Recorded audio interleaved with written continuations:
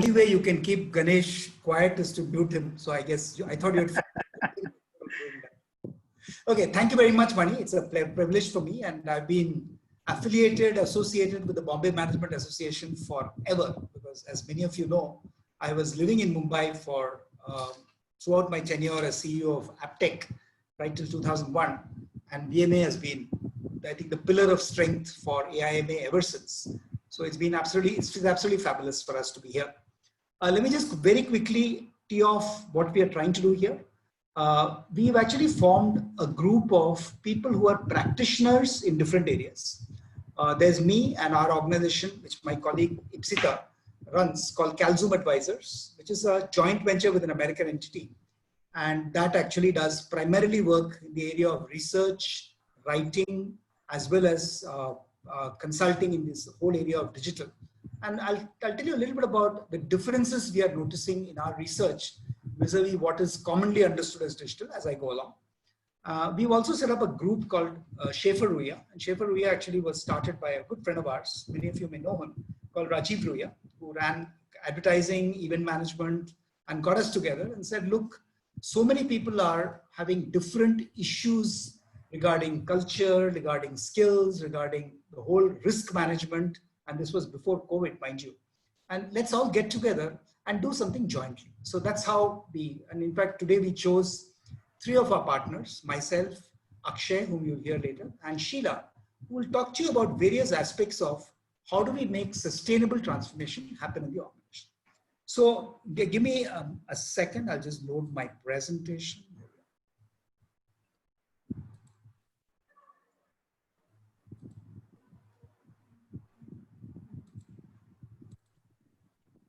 So let me get started straight away. And as I said, we will talk about transformation primarily, transforming organizations for a new world. I don't think we need any introduction on why new, because we're all seeing literally week by week the amount of changes. I was talking to Shaileshji just before, and he was asking me how's life.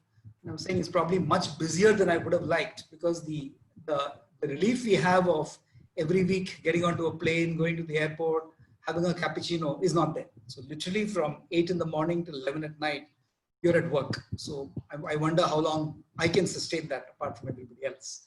But let's see how that goes. So this is something we'll talk about. This is something I thought I would do to set the context. Something we all know, and clearly given the 77,000 cases in India yesterday and the US approaching 6 million cases, we are nowhere near the bottom at this point of time. But what is happening is that the stock markets seem to have bottomed out, because all of you who follow the stock markets will know that whether it's the Sensex or the Dow Jones or the Nasdaq, that seems to be on an unaccountable upswing. But as I said, there's no immediate bottoming out. Some money left India and finding its way to other parts of Asia, which is a problem. The big concern, of course, is jobs. Fortunately, in the US and Europe, they've kind of stemmed the job losses to a certain extent by giving furloughs, by doing these huge stimulus packages. Unfortunately, in India, given our fiscal state of affairs, we haven't been able to match that. So we are seeing quite a challenge here. In fact, I would think that if you look at the job losses, ILO said almost 2 months ago that it could be 190 million. But in India itself, if you looked at the numbers that were reported for formal salaried jobs, it's quite a critical issue. In fact, I was talking to some friends in the technology sector. You all heard about Accenture's announcement or Cognizant's announcements. And there is a real fear that even 30 to 40,000 middle to senior managers could lose their jobs thanks to COVID. So I think that's something we need to worry about. The global economy, of course, I think tomorrow or today or whenever they're going to announce the first quarter numbers. So whether we degrow 14% or 16% as State Bank says, or 20% as was originally feared, I think we're going to see quite a dip last quarter, also this quarter, and hopefully if we end the year at 5 to 8%, I would think we are lucky. And then to claw back to even where we were in 2018-19 is going to be a challenge. We're also seeing continuous disruptions of the supply chain. Today with the China problem and the global backlash that China is facing, whether it's Huawei or what Europe has done, what Australia, Japan, India are threatening to do, what the US has announced. If any of you saw President Trump's 1-hour speech from the White House this morning, it was almost like China China is responsible for all these problems, including Joe Biden. So it's quite a big problem. And unfortunately, the deaths we have seen due to COVID could almost be dwarfed by potentially what could happen with unemployment, displaced workers, etc., etc. Something we have to wait and watch.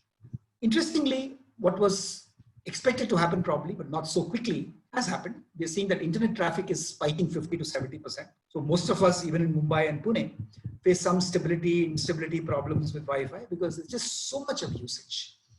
We're also finding the China example being replicated. I've heard some discussions in various segments in India saying that, look, should we just take out many of these big global players who are taking all our time and taking all our data and do very similar to what China did. As many of you know, China never allowed Facebook or even Google to operate. So it was all Baidu and local stuff. And national internets have replaced the www or the World Wide Web. We're also finding a lot of focus on data localization or data security. And of course, screen to screen. I mean, yesterday I was in a board meeting with my board of State Bank of India, and I had one iPad and one computer, another computer where I was doing some research, my phone, my television, watching stuff. So I mean, imagine working on 5 screens simultaneously. But screen to screen has actually become a new way of learning, interaction, socialization, everything. Online gaming, Google Classrooms are exploding. Is it the best way for kindergarten kids to learn? I don't think so, but what is the choice? So I think, whether it is a school kid, in fact, tomorrow my 90-year-old father-in-law is hosting a session called Filtered Coffee Conversations. And I was asking him, where did you get this idea? And he was saying that, look, I'm seeing you and your wife just doing the internet all the time. So I'm also going to. It's amazing to see how much it's caught on. The sad part is, and I'm saying the sad part, is that a lot of people have talked about this being a permanent way of life, that many people will be asked not to come to work. And you can just work from home, work from anywhere. It sounds great, doesn't it? I mean, people like you in Mumbai, and I remember starting my career living in Pokhran Road number 2 in Thane and traveling every day to teach in Jamnalal Bajaj, which was in Churchgate, then taking a bus and going to Cuff Parade, which is where my office was. I mean, we are talking about a 2-hour commute each way every day. So in theory, we should all be delighted that we never have to go to office. But if you think about it, I think the issues of isolation, the issues of what happens to all that office space, what happens to people who are employed in transportation, security, etc., etc. So while 1 crore people may work from home, potentially 2 crore jobs may be lost. But these are the social issues. I won't spend too much time on this. There is this whole promise of digital India.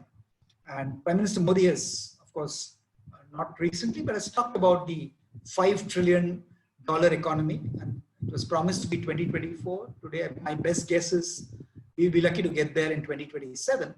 But the one thing that's hidden in that $5 trillion opportunity is the $1 trillion digital India, which can actually change a lot of things.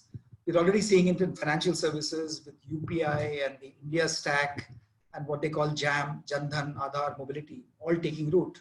And in education, in healthcare, in manufacturing, we'll see a lot of digital. What we believe is that companies must now look at stronger clusters rather than very strong, large organizations. So networks of small enterprises must come together. AI will actually make lifelong learning happen. So you don't really need to only go to colleges. You could learn from your mobile phone, learn anywhere. We're finding that manufacturing companies particularly will talk about, and we'll talk about it a little later, will use a large number of what we call cyber physical interfaces. A lot of work physically on the shop floor, but robotics, artificial intelligence, automation, manufacturing execution systems will all happen. We'll also have to, the point I was making earlier, address isolation issues. That if, let's say, a young person, can they even, if you're sharing a 2-bedroom apartment among 4 people in Daisar or Dombivli, do you really have the ability to work from home? And similarly, if you work from home for too long, will you get completely isolated and miss those coffee breaks, the chance to physically be in a BMA meeting rather than always be on Zoom? All these are, I think, questions we have to ask ourselves. And I'm doing a lot of work on committees with the Government of India. We were saying, let's build true government industry partnerships to enable the SMEs to flourish, to enable job creation all over the country, to make digital India a reality. Delighted to note that Prime Minister Modi on August 15 announced that the NOFIN, or what is the National Optical Fiber Network, used to be called BharatNet, will actually happen across 600,000 villages and 250,000 gram panchayats in the country. That's important. And of course, making skills development and livelihoods a priority. So this is broadly, I think, the backdrop I wanted to give you. And of course, any questions or disagreements you have, I'm always delighted to answer at the end of this session. But let me quickly then say that what we will discuss in this session, I will take the first maybe 20 minutes and just talk about digital, a little bit about the technology, more about the opportunity. My friend Akshay will talk about coping with risks. Okay, how do we survive COVID and beyond? And what should we be really thoughtful and concerned about? And then Sheila will come in and say that, look, in all this, let's not forget the people. Let's take the team along, because one of the earlier sessions we used to do, people used to say that, look, CEOs and leaders, many of you in this room, always feel it's our responsibility to drag people along. But in reality, it is the responsibility of people to carry the CEO to success, because no CEO in isolation, unless you're Jack Welch or maybe Jeff Bezos, can do everything by themselves. You need the power of people, and I'm sure Sheila will talk about that. So I think that's really broadly what we will cover between now and maybe at most 5:30, but probably we will stop earlier. And then all the time in the world that you need, whether it's you want to stop at 5:45 or 6, we are available for all the interactions we need. So let me jump into it straight away. In calling it building digital organizations, this is something you're all familiar with. And I promise you, I will not talk technology and lose attention of any of you, but we'll make it very simple. But 2014 is when we realized that, look, aren't we wasting our money and our time by thinking of technology as something we must have inside our organization? I mean, when you need electricity in your house, you don't go out and buy a power plant. You just buy maybe a switchboard and connect up to the nearest way. And that's exactly what cloud is doing to us. Today, we are saying that, look, we are much more secure with our data, our infrastructure, our applications, our software, if it is hosted by an Amazon or a Google or a Microsoft. So that's how cloud started.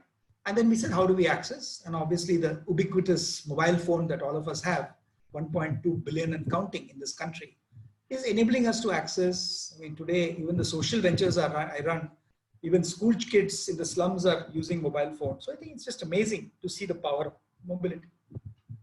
We started understanding the power of data a little bit. And we all said, oh my God, we must do data warehouses and analytics. I was explaining in a previous session this afternoon with a group of digital specialists from Africa that, look, they're still far away from really mastering data. And I'll explain that a little bit as we go along. We have done a fair amount of understanding of what we call digital native customers. The customers who, unlike many of us who are digital immigrants, because we all started using the mobile phone maybe in the 80s, but many of the young people, the millennials, I mean, they can't even understand what a pre-mobile phone, pre-digital era was. So we need to cater to the very incessant demands and the low attention span of employees who are all largely millennials. And of course, in 2020 came COVID, came the Zoom revolution, and then there is Microsoft and there is WebEx and everything else. And we all assume, wrongly so, that we have mastered digital collaboration. And I'll explain why there is so much more to digital than what we already think we know. This is something very interesting that I picked up. It's a very interesting cartoon which says that, look, till March, people were thinking digital, talking digital as part of a boardroom agenda, but we never expected that it will hit us in the face. And with COVID, social distancing, everything else, we are truly finding that digital is here and digital is here to stay. Just a few quick examples. I mean, we will expect that right through at least the first half of 2021, we will have to continue with this horrible phenomenon called social distancing. We will find that digital and the online channels will continue to be the prime reason why we do. I mean, whether it's shopping or entertainment or whatever.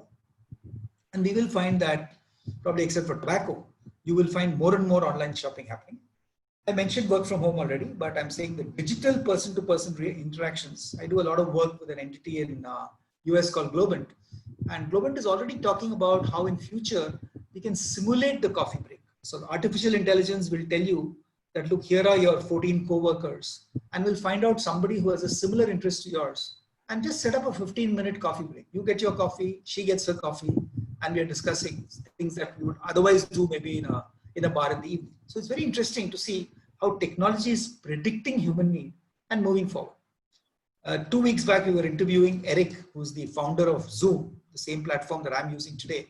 And Eric was saying that, look, they're now working on technology where you can smell the other person's coffee while you are on a Zoom platform.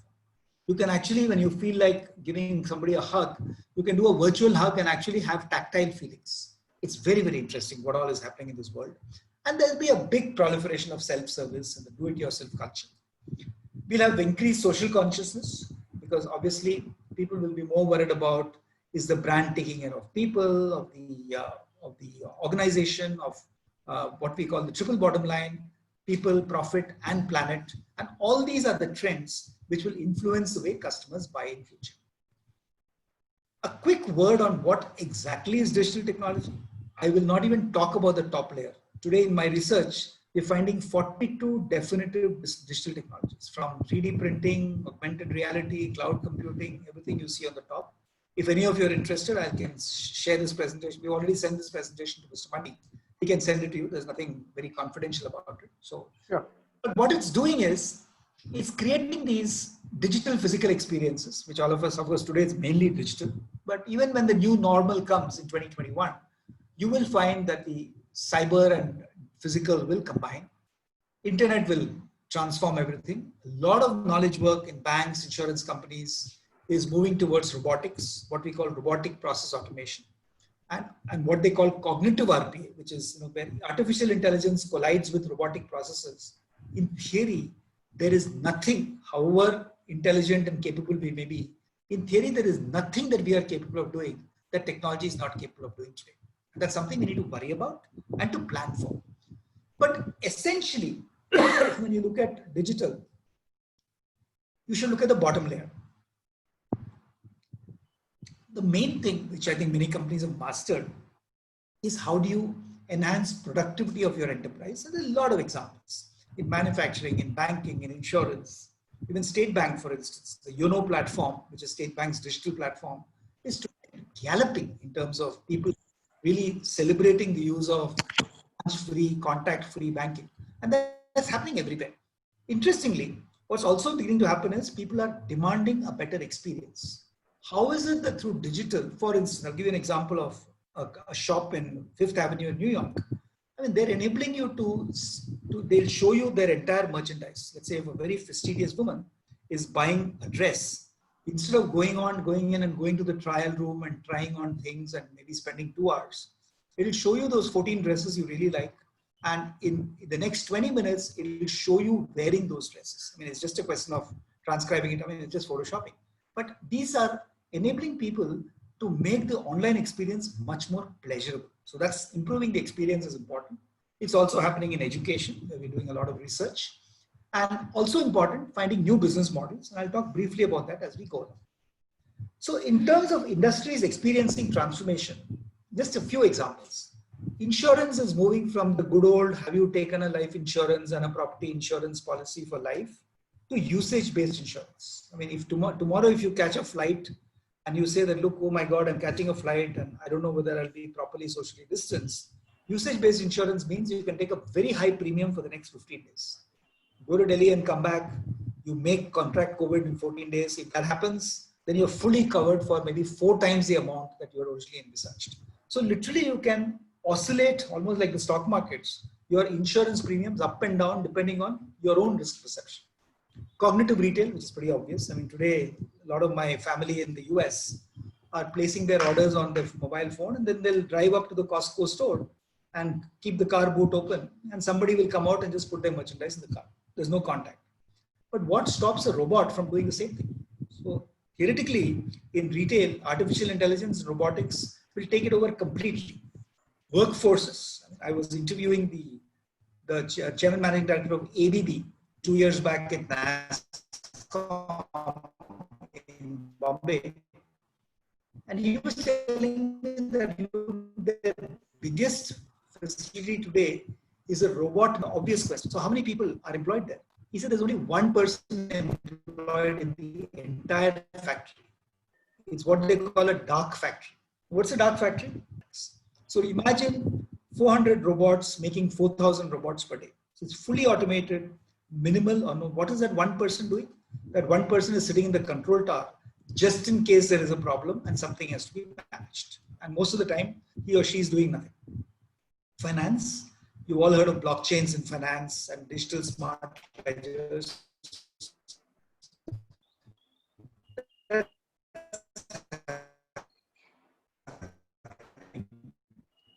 Healthcare, the biggest beneficiary. In fact, if you look at, would swear only by our family doctor or our favorite hospital.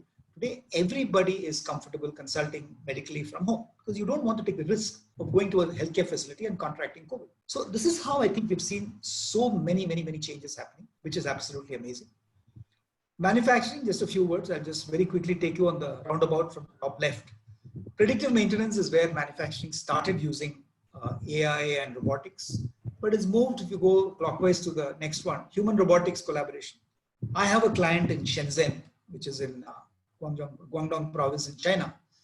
And I remember, I've been kind of working with them for the last almost 5 years. When I first met them in 2015, like any other electronics chip manufacturing facility, they had 2,000 hardworking Chinese women who will come in at 8 in the morning, have 2 tea breaks for 10 minutes during the day, 1 half-an-hour lunch break, put their head down, sleep for 20 minutes. But really, we used to say, work like robots throughout the day. Today, when I last went back to that facility, the 2,000 Chinese women have been replaced by just 300 women.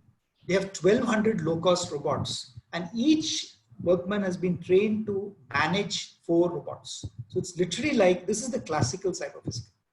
You still have some people employed, but they're actually making most of the work done through the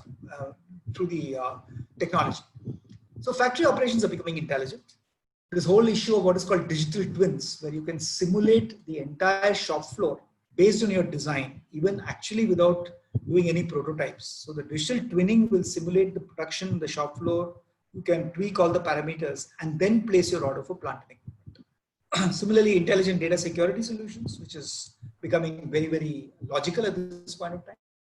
And then integrating the entire completely automated shop floor with the enterprise resource planning and the supply chain systems, etc., etc. So this is just one example. I could go on and on about every other segment, but it just shows you the kind of evolution that we are seeing through digital in many sectors. What it means is, when you think of digital, think of these 6 things. Think of connectivity, which is obvious, that the internet is what spawned digital. Think of emerging technologies like Internet of Things, augmented reality, virtual reality, etc., etc. Think of data. How do you get shop floor data, ERP data, customer data all together into what is one big data warehouse? Think of integration across the value chain, that every supplier, every retailer, every distributor knows exactly what you want them to know. In fact, this is already being practiced by Maruti in Gurgaon and Manesar. It's practiced by Kirloskar Oil Engines in Pune. They're completely integrated with their suppliers and distributors. Automation, I already mentioned that, and new business models. So let me take a minute to tell you, what do I mean by new business models? If you think about it, and there's something that is worth thinking about, if you look at the early success stories of digital, I remember when I was doing digital sessions 6 or 7 years ago, the only things we used to talk about was the beauty of digital is it is completely asset free. So if you think about it, if you take the big ones, if you take Google, Alibaba, Amazon, Facebook, Airbnb, even Uber, they don't own anything. The good old return on capital employed that Shailesh will remember was the main parameter by which analysts used to measure companies is irrelevant, because capital employed is only in the technology. And this is how the whole model of focusing on OPEX rather than CAPEX really came to be. And that was the cost model. So freemium, if you look at LinkedIn, most of you would be on LinkedIn, it's free. If you want to use certain advanced features, it's freemium, where you start paying a premium. But in any case, the cost is extremely low. People like Mark Zuckerberg, the founder of Facebook, maybe we thought he was visionary when 5 years back he said, we will never ever charge the customer, because they're making tons of money through advertising. What happened in even the late 90s with the dot-coms, where everything was measured on number of eyeballs you attracted rather than what you charged, I think that's beginning to happen now in the e-commerce world. So aggregation of buyers, complete transparency of pricing. You can actually do price discovery on the internet. Reverse auctions, usage-based pricing. I mentioned that in the insurance example. And what even that has become passive. What is now happening is the experience model. So we ourselves, for instance, are investing heavily in a human resource platform called Skills Alpha. And this goes right from polling the student in the university or maybe the employee in the organization and trying to understand, look, what is it you really want to do in life? So it's like a career planning interactive session with an artificial intelligence bot. At the end of it, the AI bot will also try and understand what is your learning style. Do you learn better through videos? Do you learn better through quizzes? And then almost curate a learning program with skills, everything else that enables you to go up. And recently I was talking to Mr. Sahasrabudhe, the chairman of AICTE, and they were having the same discussion. And he said, look, I mean, all the universities are going online, but what the students will really miss is the experience of discussing with other students, having an out-of-class coffee shop experience. And what Skills Alpha does is simulates that also. So peer group interaction, working in the social sector, going and finding a mentor. And the beauty of digital is not just a mentor from within the university campus, but potentially maybe out of 500 CEO mentors, you could choose a mentor, and that mentor will spend 2 hours with you every month. So this is the experience model, where you can change the entire learning system. And I'm saying this because my friend Mani is an educator. But if you take example after example, customer relationship management, Netflix, what is Netflix doing for you? I mean, the minute I made a mistake 2 months back of trying to watch half a show on Netflix. Every day I still get a reminder saying you left it there. There are other shows like that. Would you like to see more, etc., etc. Positively irritating, but still so much more information they have about you. And today, if you don't leave a social exhaust or a social footprint behind, you must be a wizard. Because all of us, literally everybody knows everything you do. I mean, just to give you one crazy example, I remember going to meet the IBM Watson team in Bangalore about, when was it, 2 years back. And I went into the 1 hour discussion. And when I went into the room, I found that there were about 6 people, and they were all on their computers as usual. And I mean, one person started asking me questions, and first 10 minutes I was kind of getting bored. And then somebody said something which kind of sparked my interest. And 20 minutes later, I found the questions were getting more and more incisive, more and more interesting. And I was quite, intrigued at the back of my mind.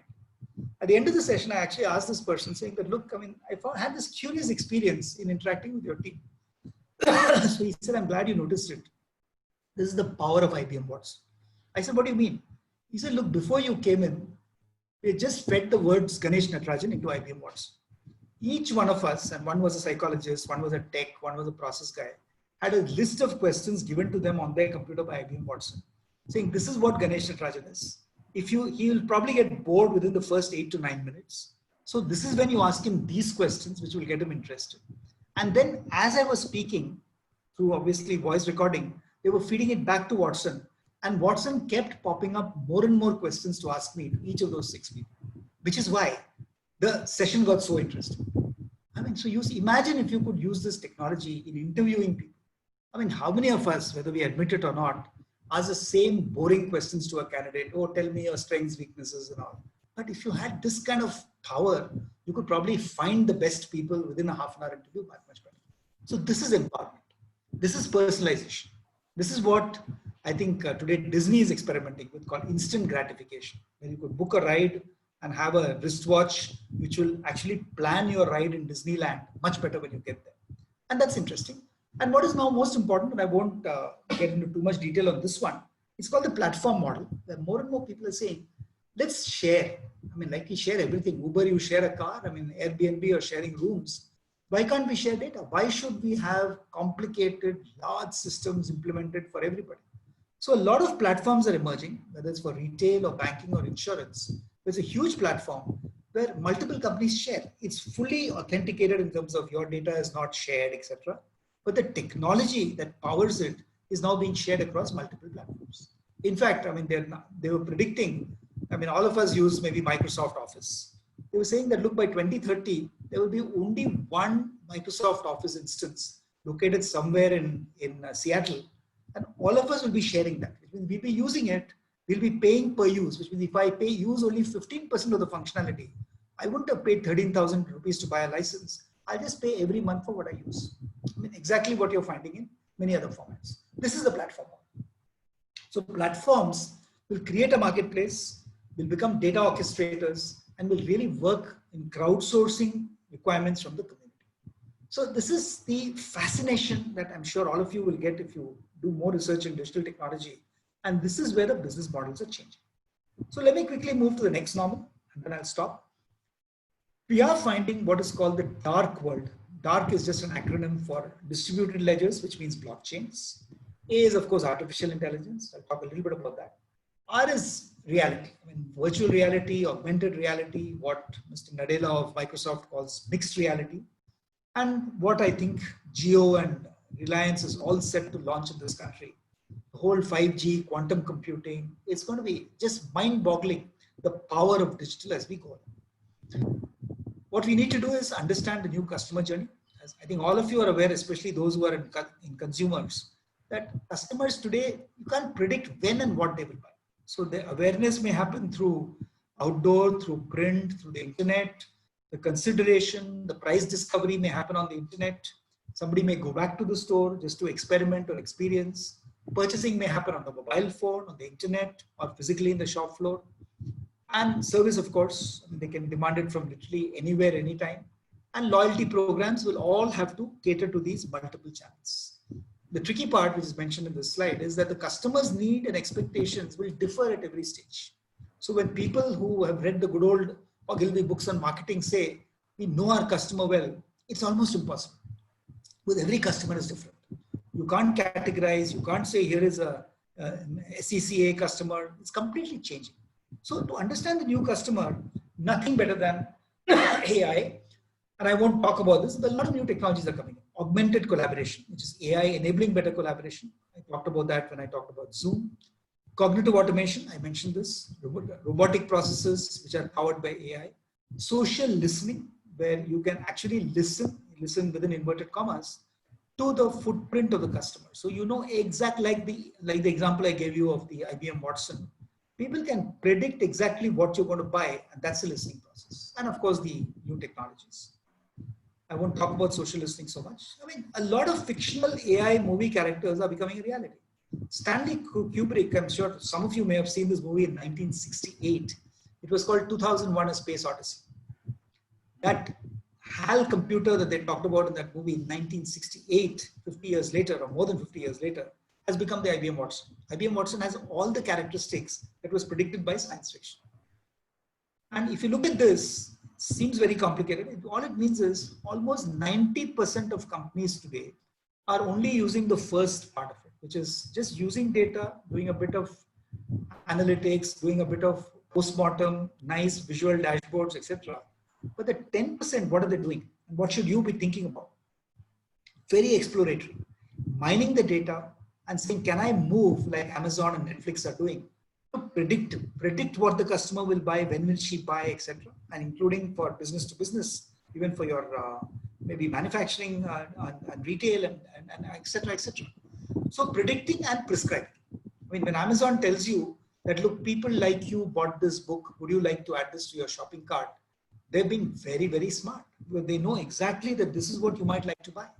They also know that this is what I should stock in the Bhiwandi warehouse near Mumbai, because this is what we will push for more demand. So it's almost like you're being manipulated. But the reality is, whether we're on television or WhatsApp, you're being manipulated all the time. And you have to understand that when it comes to artificial intelligence.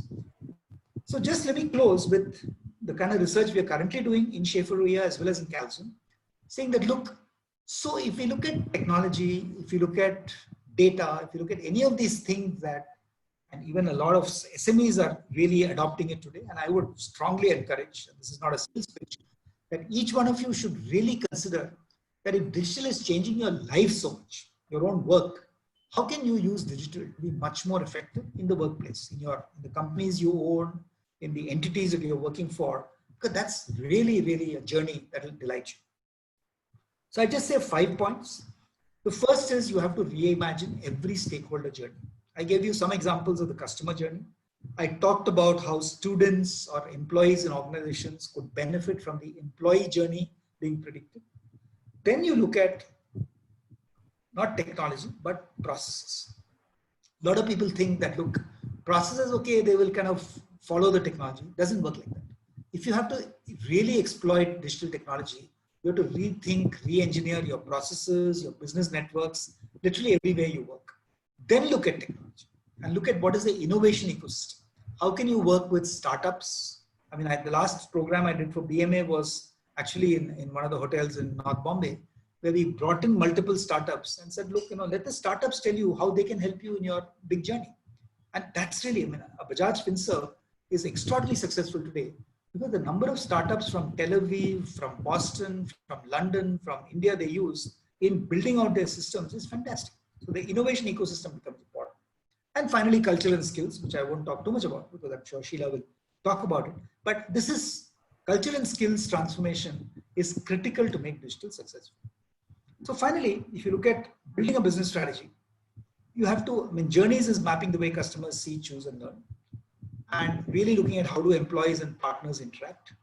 The technology piece is, as I said, multiple new technologies, but how do you build an innovation ecosystem? Processes is the good old example of business process re-engineering. But now how do you take the digital touch points and make them contribute to your new processes? How do you redesign your business network to embrace your dealers and distributors in that?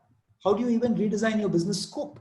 Because you can have a completely new business model emerging thanks to the power of the internet. Data and analytics, as I said, how do you move to predictive, prescriptive, getting actionable insights with artificial intelligence, machine learning, deep learning. And finally, culture, people being really skilled for what they need to do now and feeling 24/7 on, which means there is no such thing as the 5-day week.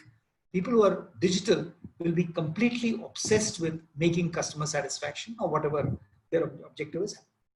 How do you do this? And I'll just stop with this. So, I mean, our own experience doing a lot of work in this area, both in the US, Africa, and in India, is that the first thing that is needed in an organization is leadership alignment. Because today, fortunately or unfortunately, it's almost like the Sushant Singh Rajput murder case. Everybody has a point of view. Each one of us believe we are right. Even when you watch Riya Chakravarti for 1 hour, 42 minutes on TV, you still have your own point of view. Same thing is true for digital. I mean, your alignment of the top leadership team is extremely critical because all of us must share a point of view on how we will change our organization in the next 2 years. That's what we call digital re-engineering. Then you refocus your efforts towards the customer. Remember I talked about the journeys. So how do we maximize our brand giving pleasure to the customer or to the employee during that journey? The point I was making about process re-engineering, how do you then choose the right technologies to match the redesign process? And last but not the least, how do you increase digital momentum? A lot of people have been on this digital journey for 5-6 years without really seeing the kind of benefits that they would have liked to see. And I think it's important to maybe set up a 30, 60, 90-day plan to really accelerate the digital momentum. So let me stop here. And let me just kind of very quickly tee up the next session for you. Akshay, just to give you a background, he's a passionate finance professional. He's worked with some of the best finance organizations in the country and outside. Last responsibility was Managing Director of Credit Agricole India, where he was overseeing the complete global marketing activity for the bank. Left banking last year. He's working to introduce a new asset class in India. And to my mind and for my money, he's probably one of the best business risk experts that I know. So take it away, Akshay, all yours.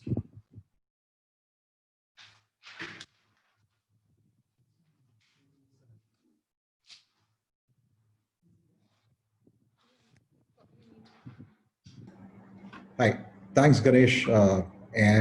Just to introduce myself, as Ganesh said, my name is Akshay Veer.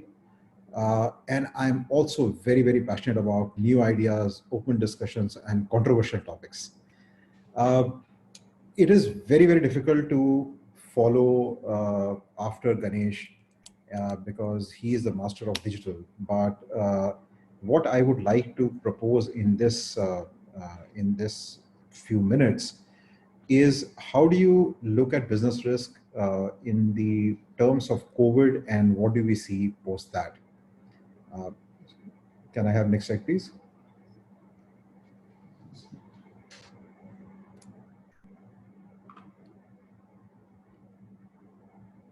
Hi, Ipsita, can you move to the next slide, please?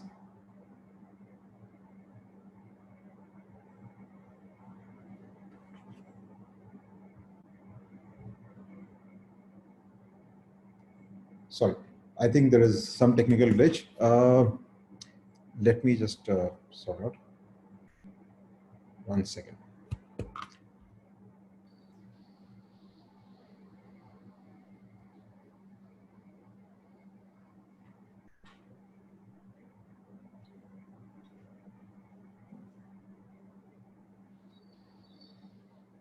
The previous slide. Yeah. Next slide, please. Yeah. Sorry for that. If there is one thing that I would like you to take away from this discussion, it is the concept of RISE. I'm sure that you all would be using this framework intuitively for running your companies successfully, but it is always beneficial to again reiterate good habits. RISE is effectively reduce the noise around you, introspect. A lot of times introspection leads to innovation, simplify, and I would actually stress a lot on this point that most of the times we really complicate our entire thought process by the noise which is around us. We need to simplify, simplify, and simplify. And last but not the least, whatever is our plan, a strategy, we need to execute to the best of our knowledge. Next slide, please. To start the discussion, I always find it very, very interesting when all the businesses that I speak to, they talk about Corona as a villain. The question that comes to my mind is it really a villain or is it a scapegoat? If you look at India pre-COVID, and we are now talking about a pre-COVID era, the paradigms of business were changing. Did we really need Corona to tell us whether they are changing and whether we need to change our own model? So I do agree that the Corona pandemic has added to the woes of an already weak economy, the entire supply chains. And I would go as far as saying that the entire economic life all but froze. Many businesses saw sales drop to zero. We saw every aspect of business, like people's purchasing habits, what was explained by Ganesh, workers' loyalty, work preferences, whether we want to work from home or we want to work from offices, supply chain negotiations, wholesaler and distributor dynamics, everything undergo a massive change. Everyone had to take a deep dive into their business strategy and goals to cater to these shifting demands.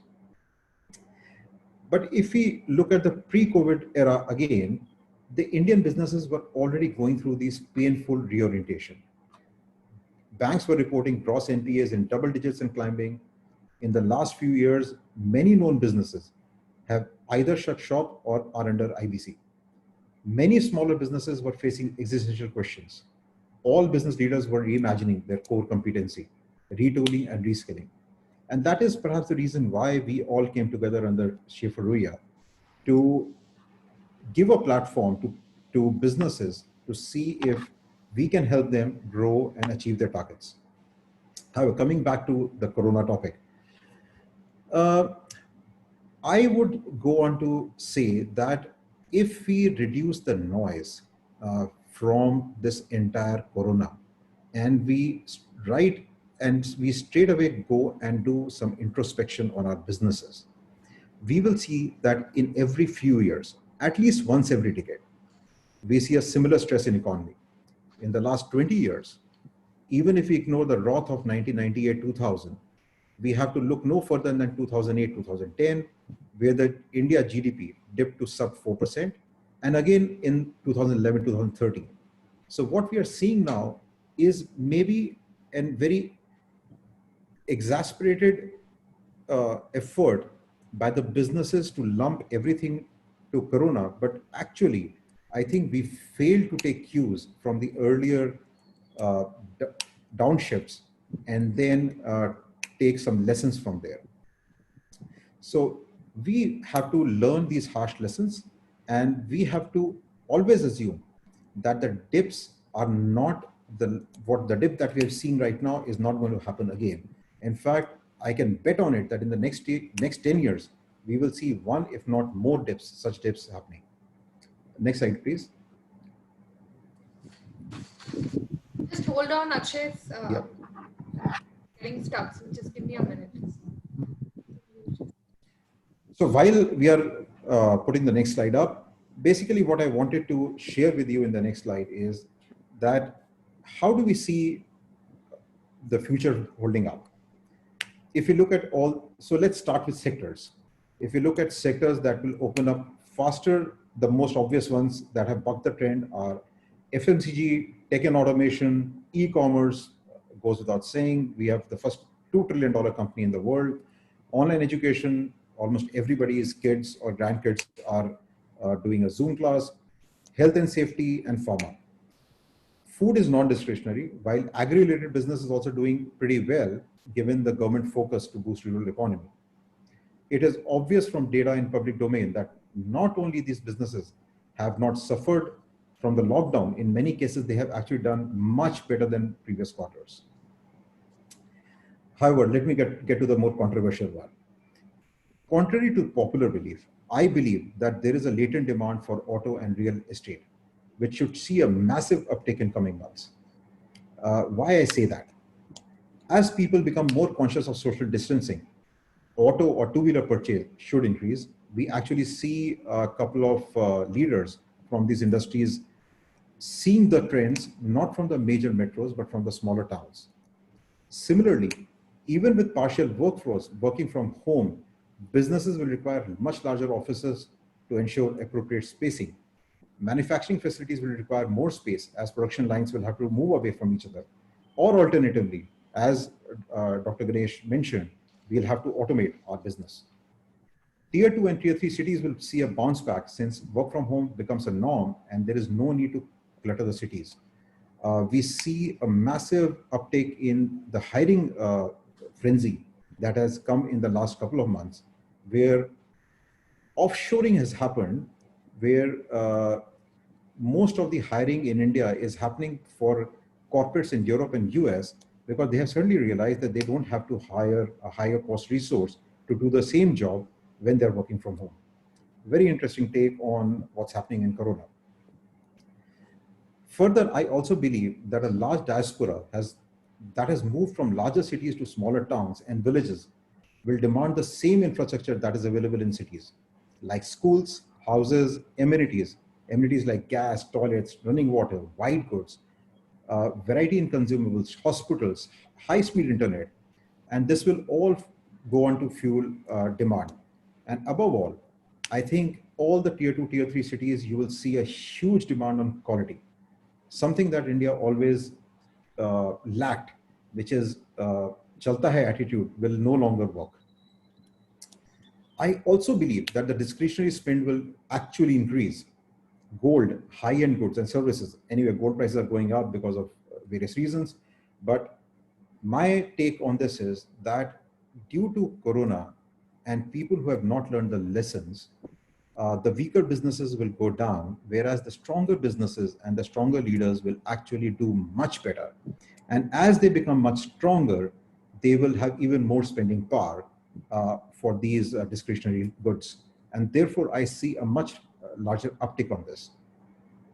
You take a very interesting example of telecom industry. Just a few months back, we had almost written off the telecom industry. It was plagued with all sorts of loans, all sorts of regulatory issues, the government putting a huge amount of tax on them. But COVID has actually been a savior for them. Home quarantine implied massive upticks in data requirement.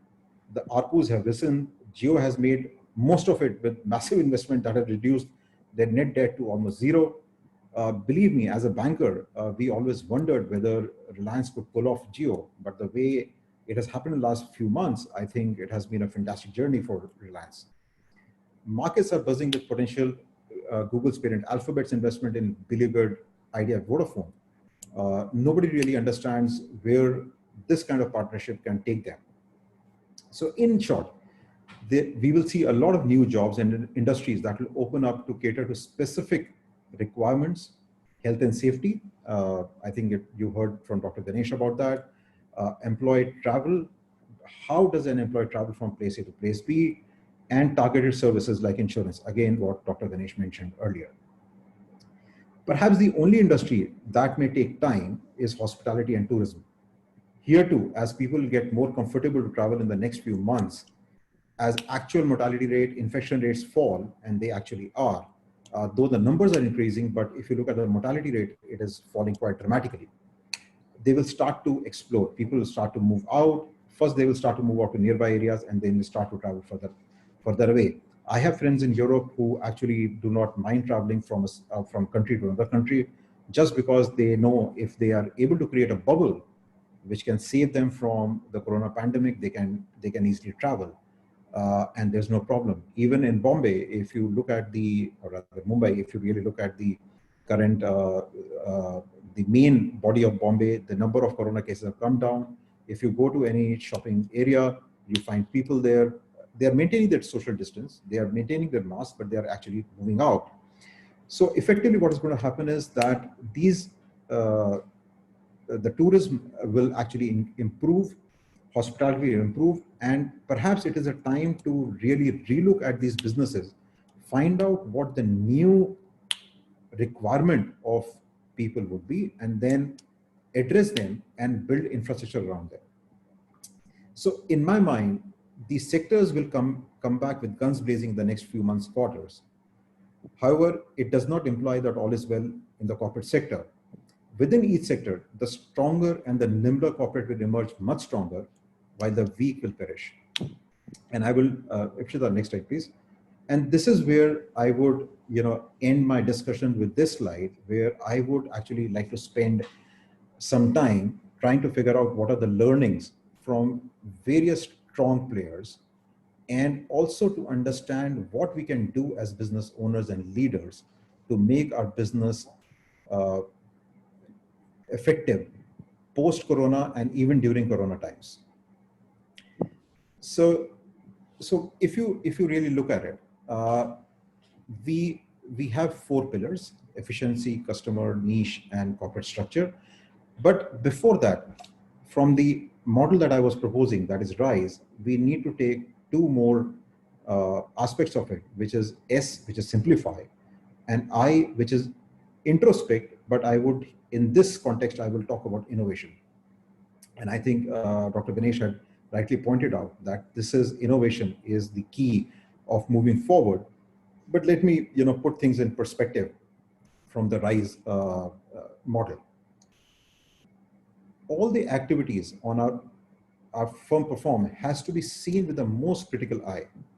Anything that is central to our strategy needs to be kept out, and all non-essential activities, in my mind, should be outsourced to the people for whom those activities are central.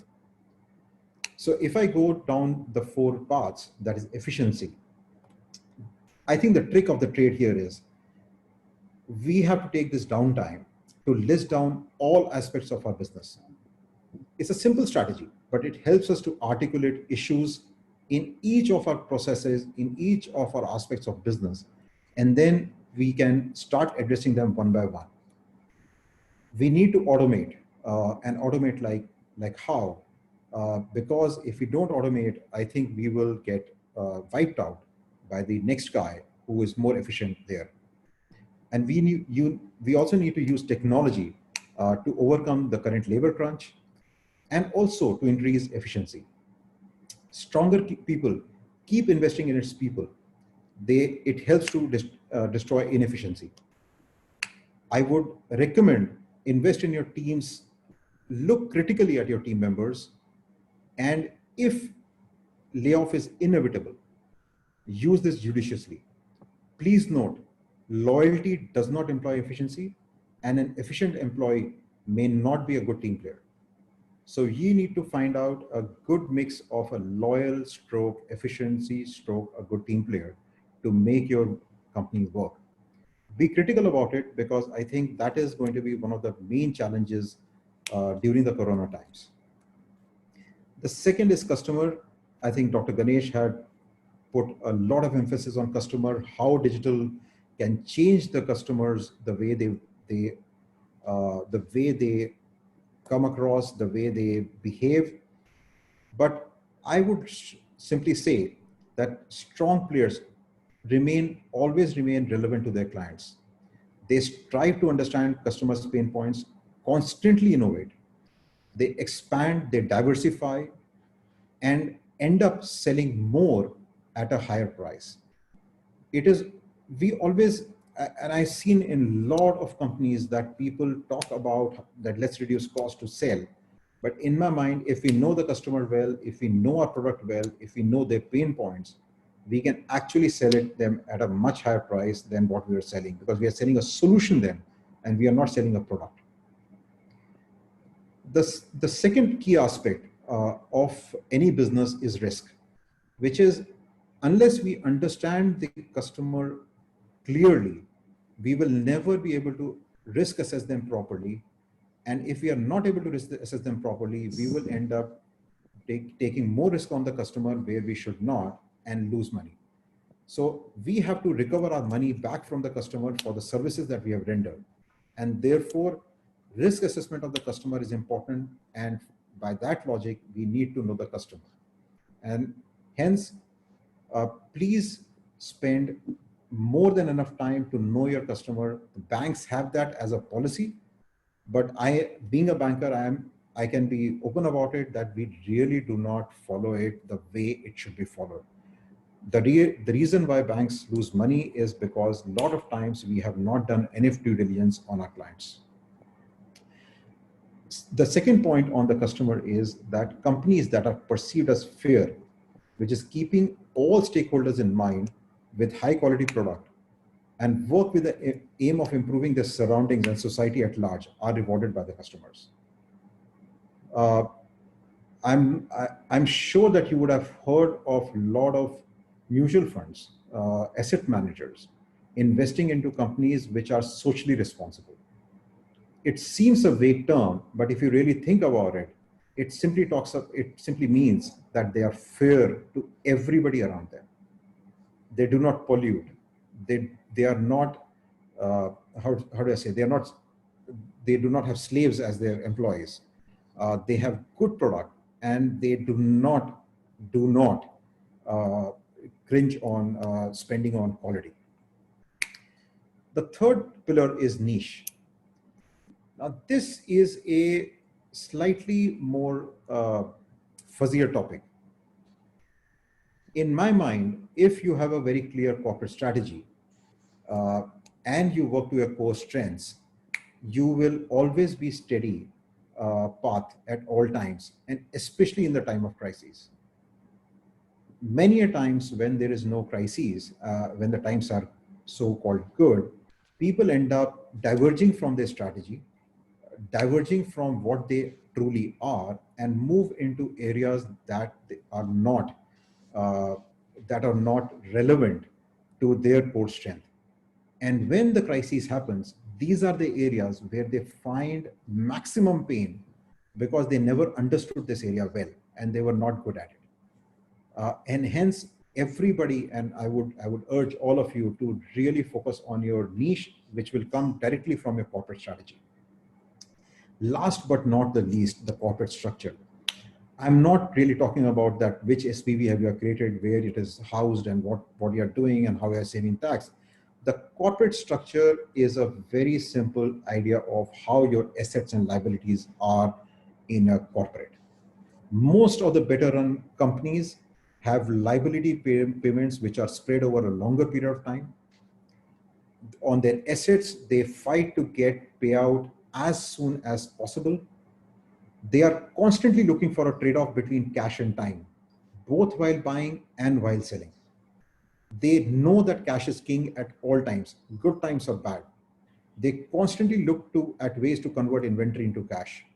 They also maintain a significant war chest to be used in times of crises, either to bail them out or to buy out companies, technologies, people at a discounted price in the time of crisis.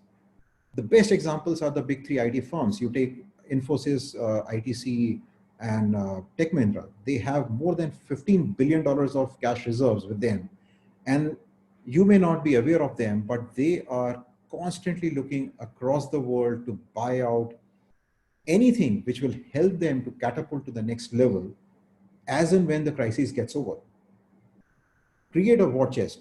Do not spend money on areas which are not your niche. Understand your customer, understand what they're looking for, and create efficiencies in your system. These are critical for you to grow. And as a concluding remark, I would like to say, the future of business is clearly moving towards transparency and stronger ethics. The team that becomes a responsible company, responsible to clients, responsible to employees, responsible to society, and responsible to their vendors, will emerge as winners. Thank you. Would love other questions. Otherwise, I'll hand it over to Sheila. Thank you very much, Akshay. We'll come back to the questions later. So let me introduce the final speaker in our little panel. That's Sheila Rammohan. Sheila is the author of the book I Complete Me. And Sheila is one of the leading experts in the field of personal growth and excellence.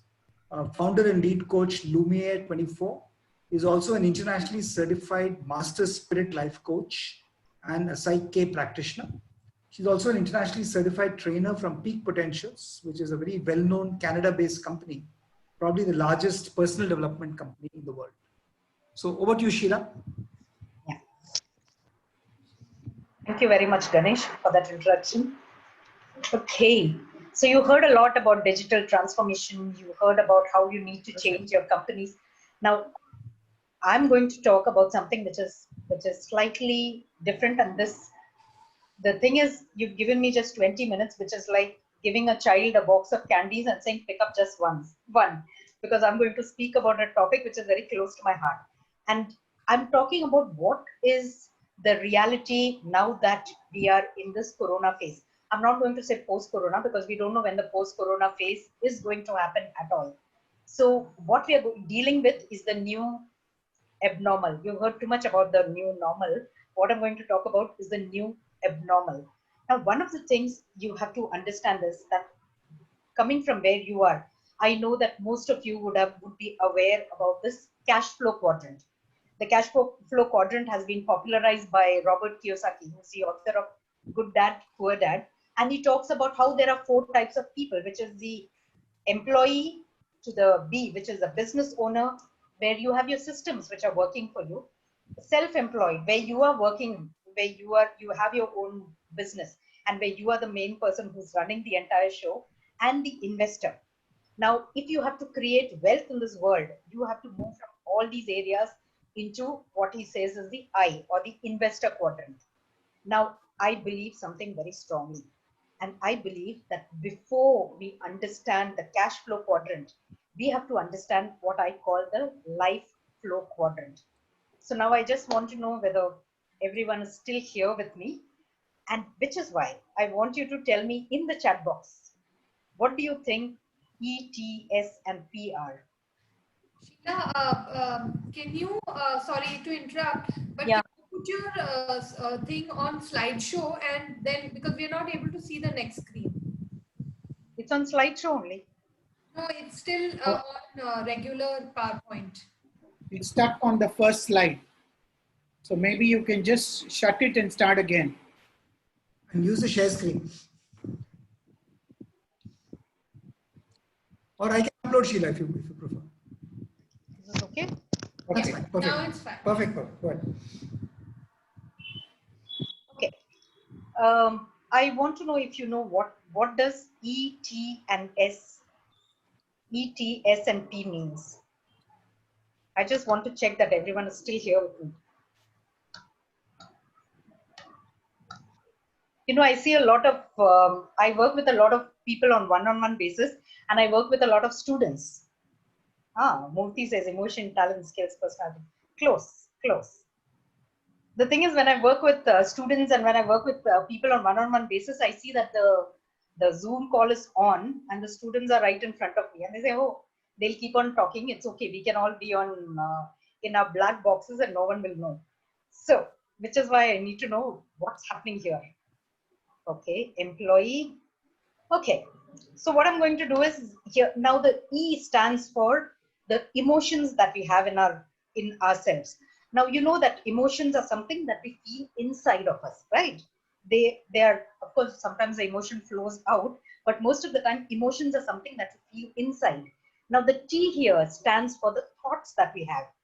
It is said that we have over 60,000 thoughts a day, and 60,000 thoughts, each thought comes with an emotion attached to it. Now, again, emotions and thoughts, both of them are inside of us. Now, when you go to S, which is the spirituality or personal development. Now, spirituality is nothing but moving into the next level of yourself, the next best version of yourself, which means on a daily basis, we are working to bettering ourselves. Now, that is spirituality or personal development. Now, again, spirituality and personal growth and development is something which is on the inside of us. And the P here is the physical world. Now, the physical world is where we have the businesses that we have, the bank balance that we want to have, the cars that we have, the partners that we have, everything that we see is on the physical level. Now, you notice that 75%, 3/4 of our life is inside of us. And yet, we spend 95% of the time focusing on the outside. Are you getting the anomaly of this entire thing? Because our entire worldview is so lopsided that we're focusing on the outside, when first thing that you have to do is focus on the inside. And that's when you can create the change that you want in the outside world. Now, when you come to corporates and businesses, I realize that now with the corona situation, there are people on various spectrums. There are people who have been laid off and unemployed. There are people on the brink of losing their jobs, to people who are, well, pretty much nothing has happened to their life. And there is an entire spectrum of people where they know that they are on garden leave, where they may be paid, but they know that God knows when the job will go off. Now, when you are working on this kind of a spectrum, what you need to do is, and what this pandemic has forced us to do is actually sit down among those things which are triggering you the most, which is sit in your homes with your family and work from there. You know how stressful that is. You have to handle your family. You have to handle the entire housework had to be handled. You have to handle your job. And I speak to people where they tell me that they start at 6 in the morning and they end sometimes at 12, because now with the new way of working, there is no boundaries, there are no limitations, and people feel they are called on to work throughout the day. So there are a whole lot of people who are overworking, who are working a lot more than they've ever worked in their lives before.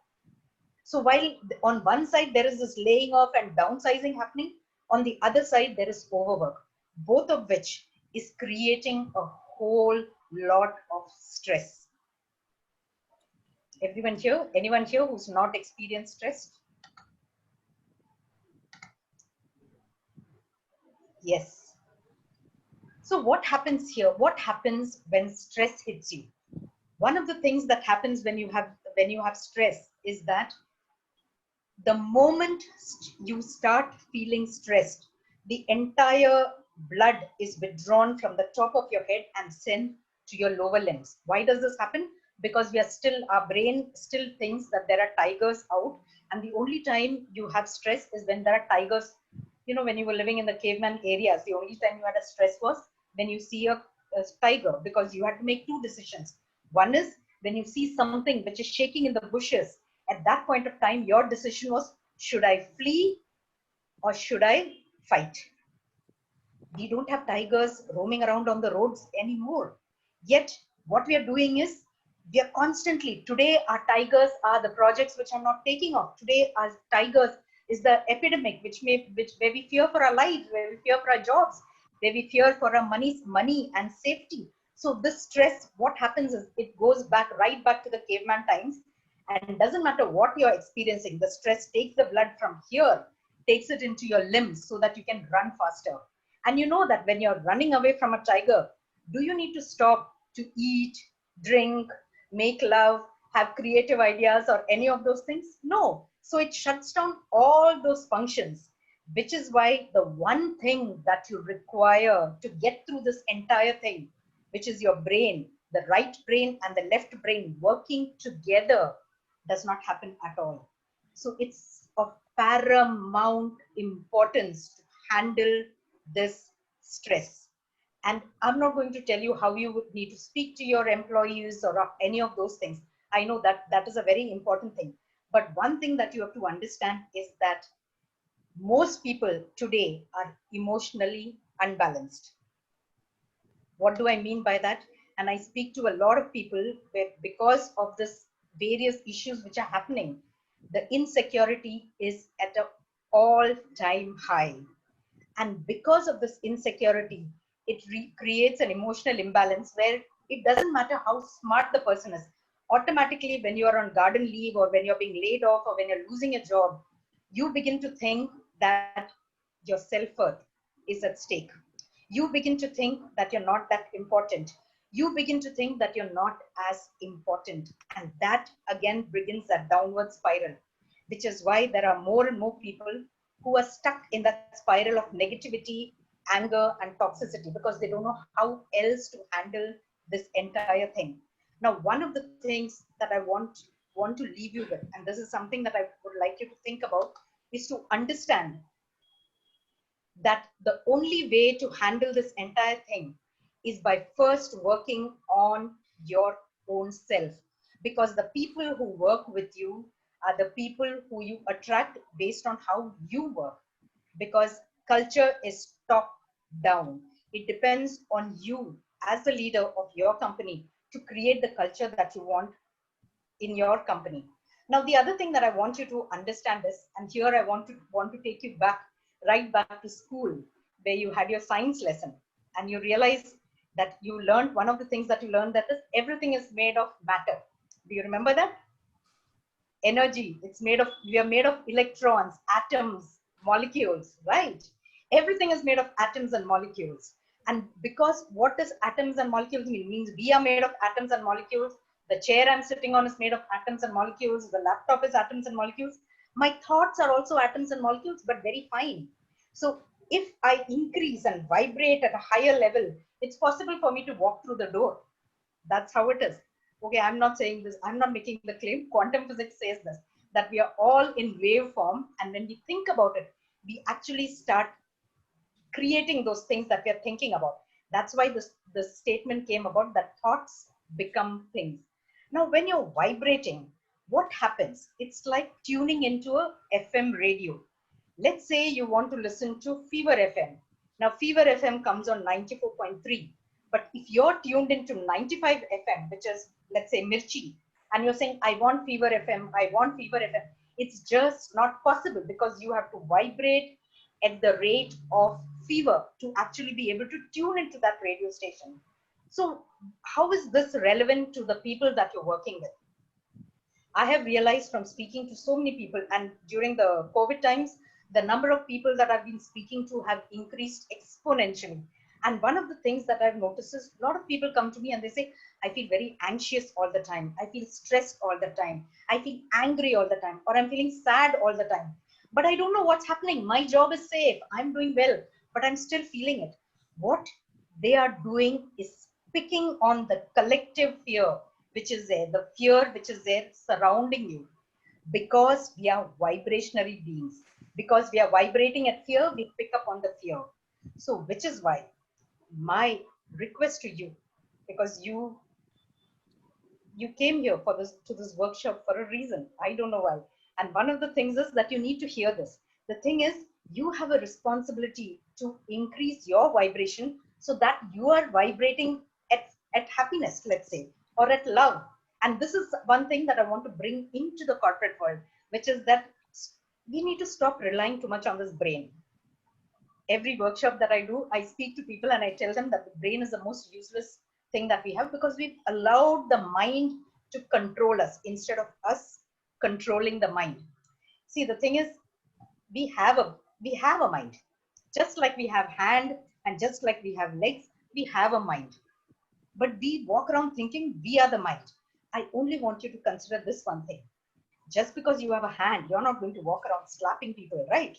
You're going to control what your hands are going to do. You're going to control what your legs are going to do. And for most times, we are going to control what is coming out of our mouth, I'm assuming, right?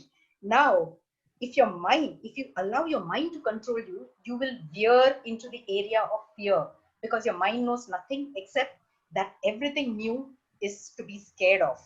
Everything new is something which is going to harm you. So instead of that, you have to take control of your brain and realize that I have to stop some things. I have to stop how I am going emotionally unbalanced. I have to stop how I'm reacting with anger or with fear. And I have to start improving the way I react. I have to, in fact, not react. I have to respond to the new, whatever you call it, whether you call it the new normal or the new abnormal. The thing is, especially in India, our population, 65% of the population by this year is less than 29 years. It's 29 to 30. That's the average age, which means most of the kids who are there in your workplace already know how to handle the digital medium. What they do not know how to handle is how to handle their emotions, how to handle their brain, because we've traditionally been an outward focused company. So one of the things that I want you to do, and I want you to try this right now with me, is can you all just go back to getting onto your videos, please, so that I can see you? Can you switch on your videos? Wonderful. Hi, everyone here. Good. Awesome. Now I feel like I'm talking to people. Okay, great. Now what I want you to do is, I want you to just close your eyes for a moment. And you will notice that the moment you close your eyes, your mind is filled with thoughts. Some of them might be simple thoughts. What do I eat? I'm very hungry. When is this going to get over so that I can get my cup of coffee? Oh my God, what am I going to eat for dinner? Other things are a little more complex. What am I going to do? What am I going to do? How am I going to make the next EMI payment? What is going to happen to the loan? Where am I going to get extra capital? There is a whole lot of things which are coming. Plus your relationships, your health, all those worries come in. You will realize that you are spending most of your time either in the past, things that have happened, or things that are going to happen, which has not even happened. So which means you are spending your time either in a memory or in your imagination. Am I right? Give me a reaction if you agree to what I'm saying. You are spending your time either on a memory or your imagination. So, you know, every day we are given a new life, a new, let's say 100 units of energy. If you are going to spend 35% of that energy thinking about your past and 45%, let's say, in your future, how much energy do you have for your current lifestyle, for your current everyday life? Nothing. So which is why what we are going to do is, I'm going to show you how to be completely present in this moment. Would you like that? I will take up the questions at the end. Would you like to know how to be completely present and use the entire units of energy that is given? Yes? Give me a reaction or say yes in the chat box. Okay, great. So here's what I want you to do. I'm going to count you in, and as I count you in, I want you to breathe in, and as I instruct you, I want you to breathe out. So we're going to breathe very slowly in and very slowly breathe out. Done? So, okay, let's do this. I want you to start breathing in. Inhale, 2, 3, 4. Don't exhale as yet. 5, 6. Hold. 2, 3, 4, 5. Exhale. 2, 3, 4, 5. Don't inhale. 6. Hold. 2, 3, 4, 5. Inhale. 1, 2, 3, 4, 5. Hold. 2, 3, 4, 5. Exhale. 2, 3, 4, 5. Hold. 2, 3, 4, 5. Go back to normal breathing. The first reaction everyone has is, thank God. Because the thing is, when you're doing this is which is known as box breathing. When you're doing box breathing, your mind doesn't have any time to think about the future or the past. It's here. It's focused on keeping you alive so that you breathe in and breathe out. Am I right? Yes. And which is why one of the easiest ways to be in the present is by being with your breath. And this is something which is very important. Even when you do meetings with your team, the first thing that you can do is if you can just do an intention setting where you call all the energies into the present, so that we are all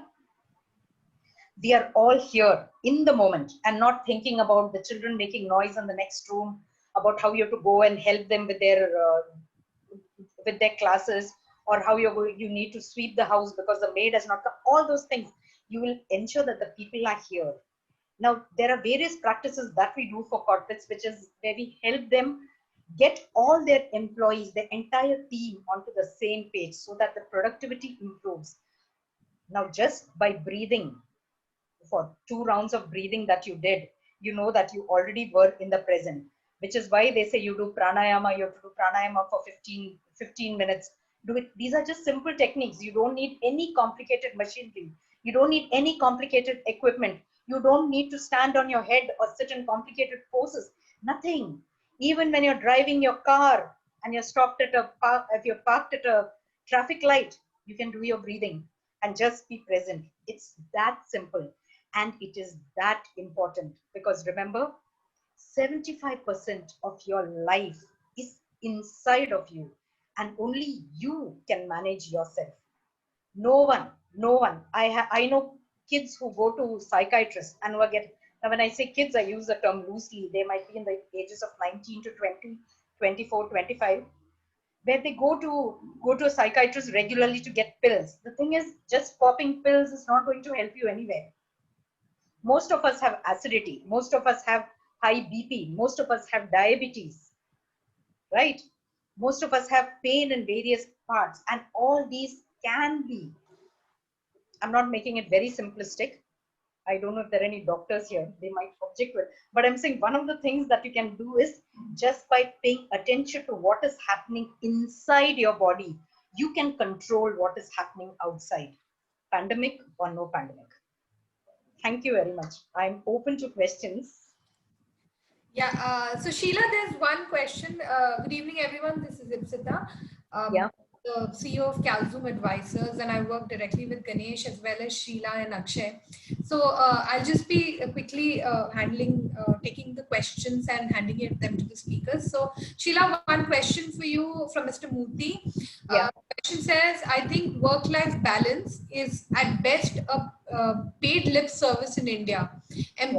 Employees and department managers and HR departments are all responsible for this situation. Your views? Yes, absolutely. Now, I hate the term work-life balance because it brings it, you tend to think that life is different and work is different. No, work is a part of life. Am I right? So what we have to do is we have to look at, I know there is this beautiful, if you Google, there is something called the wheel of life, where your life is divided into 8 parts. It's like 8 pizza slices, and each part of your life is important. One part of your life is your money, career and money. The second is your health. The third is your romantic or intimate relationships. Third, then you have, which is your family and fun. You have your personal growth. You have your environment. You have your contribution to society. All these form the circle of life. Now, because we are so lopsided that we are either completely into, let's say, just doing work 80% of the time and spending 20% on what we think is life. The thing is, your life will not move if your wheel of life is not balanced. And this is an exercise that I constantly make a lot of people do, where you actually you get a helicopter view of how are you doing in each area of your life. So, Murthy, to answer your question, work-life balance, let's take that term away. We have to look at how are we going to balance our life. And you are right, most of the companies pay lip service to it, which is why the corporate programs that we have for training the people itself is something which is sometimes quite a joke, where it is just that I'm sorry if I'm speaking a little too bluntly, but I feel very strongly about this. Most of the time, the training programs are just, boxes ticked. Okay, we have budget, we have to do it. you are not worried about whether the employees benefit from it or not. And the employees really don't care, because no one has been taught to realize that one of the most important things that you need to pay attention to is how you control your emotions. I'm using the wrong word. Not control your emotions. You have to manage your emotions, because control is a wrong word. We can't control anything. We just have to be able to manage it. Yes, managing the mind is covered in Bhagavad Gita. And I know this is the thing is, when most of the things go to the West and come repackaged, that is when we awake to the learnings in our own country. If we just look at Bhagavad Gita and read, each chapter is so beautifully tells you how to handle the corporate world. Now, again, if you look at the Bhagavad Gita, you know the most famous picture of Krishna holding those 5 horses and Arjuna in that chariot. If you look at it, what is the deeper meaning of it? The 5 horses are your 5 senses. And unless you handle your 5 senses well, your horses will run amok. And that's what will happen to your life. Everyone in the path will get trampled, which is what we are doing, because we don't know, our horses are all going in various sides. And today with the Zoom culture, obviously we are looking at our WhatsApp messages, we are looking at Facebook, we are posting some things on Insta and pretending that we are present here in the meetings, right? Thanks, Sheila. Akshay, if you could unmute yourself, the next question is for you.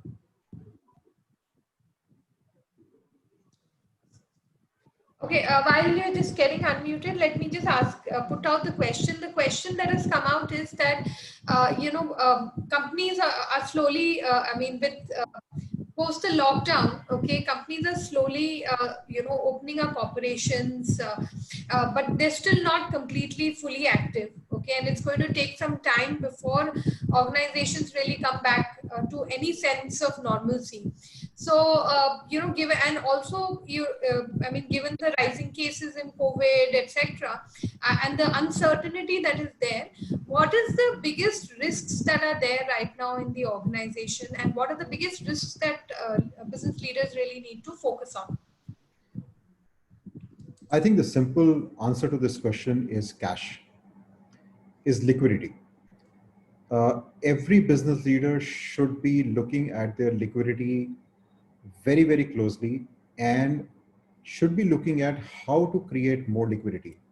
The way the COVID situation is going on and the way the businesses or the timelines the businesses will come back, we don't see it coming back normal for the next 6 months, if not next 12 months.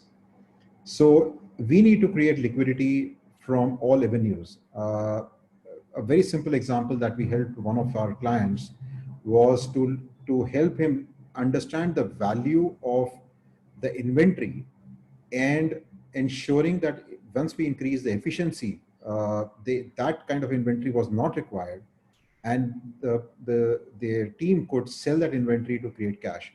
In my opinion, one of the key things that needs to be done now is to look at cash, create liquidity, create buffers, and work on that till the time we come back to normal.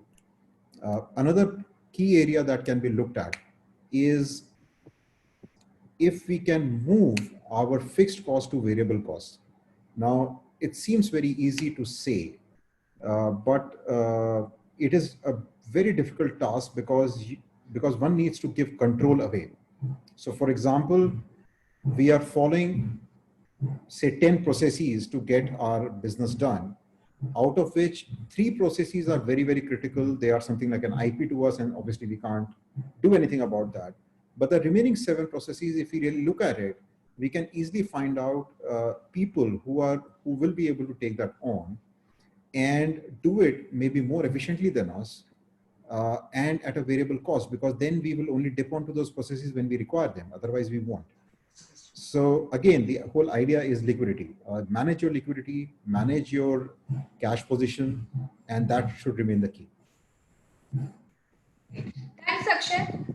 So the next question is for Ganesh, Mr. Hari Bhakti. The question is that, will the payment infrastructure of India go the freemium way, or will it become an ecosystem lock mechanism?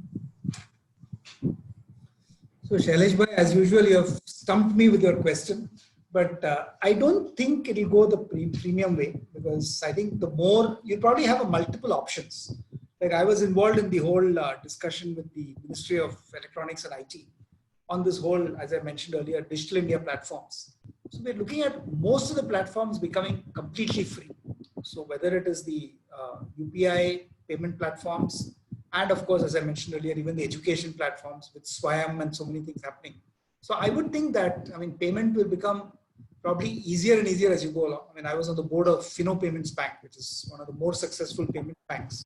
And even there we found that, you know, the margins kept shrinking because people don't want to pay for transactions fee. Payments, to my mind, will be simpler, cheaper as you go along. I don't see too much of big payment premiums. So let me just take a few more questions, and in case you want to, anybody else wants to unmute and ask a question, I'm sure you can do that. But let me just take the questions that came up. I think Mr. Ashok Sharma asked a question saying technology has always scared people, and of course he's really making a comment. There's no option other than adopting these cheerfully. No, that is correct, Ashok. But I would just, I mean, going back to what I said earlier also, that see, a lot of people just take technology, like everybody wants to implement AI. Everybody wants to implement AR and VR. I think we need to be very conscious on what is that better customer experience we want to give to customers. And then look at the technology stack and figure out what makes sense to our new normal. So whether it's new normal because of a restriction imposed by a pull like COVID, or it's a new normal given the opportunity of a new technology. I mean, my favorite quote is from Steve Jobs, the founder of Apple. And contrary to everything we hear in marketing, Steve Jobs' most famous quote is that you can't trust the customer to know what she wants. Now, if you said this to a marketing professor, they'll say, are you smoking something? Because the customer is king and we're supposed to follow the customer. But if you look at the iPad, the iPhone, and so many innovations that Apple did, it was well before the customer articulated a need. You created a want and then it became a need. So I think a lot of technologies will push you in that direction. So optimizing what we should do for our customer today and potential customer is probably what I would think the future is. Question about consumer behavior, very interesting question, which Shripad Ranade has asked, saying, will customers pay in future perhaps for a premium offering where they feel less manipulated and violated? See, the only thing that will happen, Shripad, is that you will not even know you're being manipulated, because AI will give the sentiment analytics also to the technologies. So in a sense, you will be manipulated, but in a nice way, because even the manipulation will be done in a format which is not offensive. I know I'm sounding funny, but I mean, most of the research that's happening today is on sentiment analytics. So for instance, depending on the word that a customer uses, the tone of voice they are using, AI will prompt the response from an automated voice system to be very different. Even the words that is prompted to the voice system and the kind of tone to be used will be changed based on the perception then. So it's like a infinite feedback loop. And then if something goes wrong, then again, you'll probably change. I remember in the early days, some of you in the learning industry will know there was something called interactive video, which was learning. And it was, I'm talking about 1990, okay, when I went to London and actually spent 4 hours in an interactive learning studio. And I was actually learning a course on how to conduct a meeting effectively. Today, of course, you have to learn a course on how to conduct a meeting on Zoom effectively. But in those days, it was thankfully physical. And it was so amazing. That was way before AI. I'm talking about 1990. Because it actually gave you a situation, showed you a room of, let's say, 14 people sitting there. And you saw one person dozing off in one corner. And then the the interactive video would give you an option saying that, look, what do you do now? Do you ask a question to the gentleman? Do you speak louder? Do you crack a joke? Do whatever.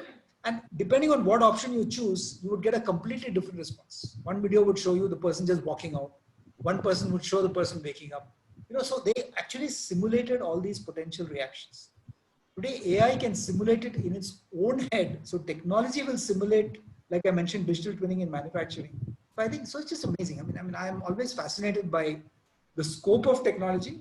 I'm also a little worried that technology push will make us adopt technology before our organization is ready for it, which is the purpose of my research.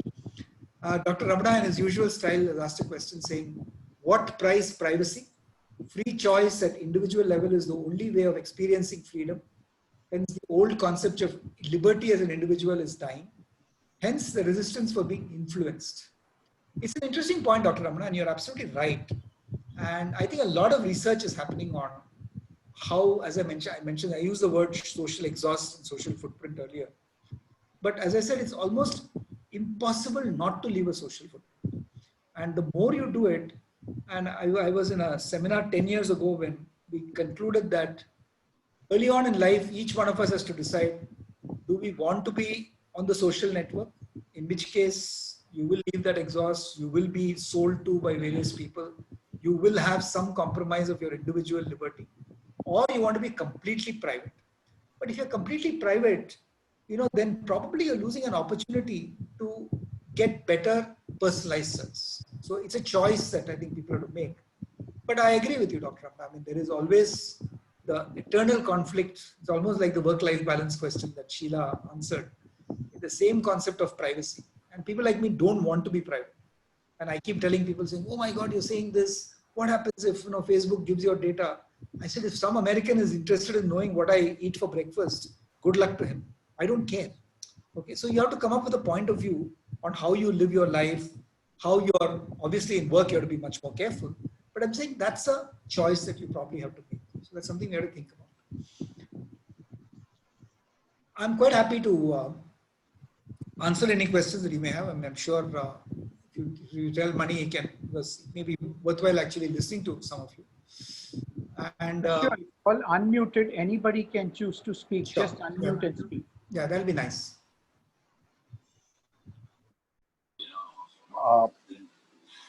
So this is Jagmohan Singh Rishi here. Hello, I'm audible. Go ahead. Yeah, you're very audible. Please go ahead. So I mean, it was a very interesting sessions by all the three speakers. I mean, when you're just mentioning that technology, we will not even know that it will get into our lives. But at the same time, will it lead to some kind of digital divide in the society? Because there will be some haves and some have-nots with respect to digital technology and, the smartphones and not smartphones. So what is your thought about it? No, you're absolutely right, Jagmohan, because I mean, I'm experiencing this on a daily basis. As some of you know, today 50% of my life is in the social sector. So I lead a very large organization called Social Venture Partners. And then in Pune, for instance, where I live, we have a very, very scaled public-private partnership with the corporation called Pune City Connect, which is now working with 62,000 youth and almost 40,000 municipal school children. And we're finding the youth are able to adapt to technology, especially for learning skills, etc., extremely well. But the children, interestingly, they're also adapting to technology extremely quickly. And you probably know it with your children and grandchildren, that they don't have a problem. But if you look at children in the slum houses, like I was talking to one of our students, she was okay. She learned how to use a smartphone to do her lessons. Father is a kind of casual worker or a temporary labor in one of the factories. But the minute it opened again, so he took his phone and went off to work, and she's stuck. So I think governments have to think about this before they just say, okay, schools will not open, etc. In India, unfortunately, people don't have access. You're absolutely, the digital divide is a big problem. Punjab government, which you must have seen, I think last week or week before, announced that every child would be given a mobile phone. I think things like this are going to be important. We can only hope that, COVID doesn't create a prolonged problem. But otherwise, you're absolutely right. The digital divide problem is going to get much worse. In fact, Arun Maira, who's also on the board of Social Venture Partners, so he had done some research 3 years ago on the future of jobs. And given the concentration of jobs, unfortunately, in the big cities, I think the digital divide gets even worse. And the migrant workers went back to the Jharkhands and the Assams, you found there weren't enough jobs. There wasn't enough digital technology to make that happen, which is why the point I made earlier on Prime Minister's National Optic Fiber Network. Unfortunately, for the last 10 years, we've been talking about connecting up all the panchayats and the villages. But if we really do it, like Kerala has done extremely well, I think then you'll probably find that the digital divide is less. But it is still, and I'm glad you kind of called that out, it is still the single biggest problem that separates India from Bharat. Thank you very much.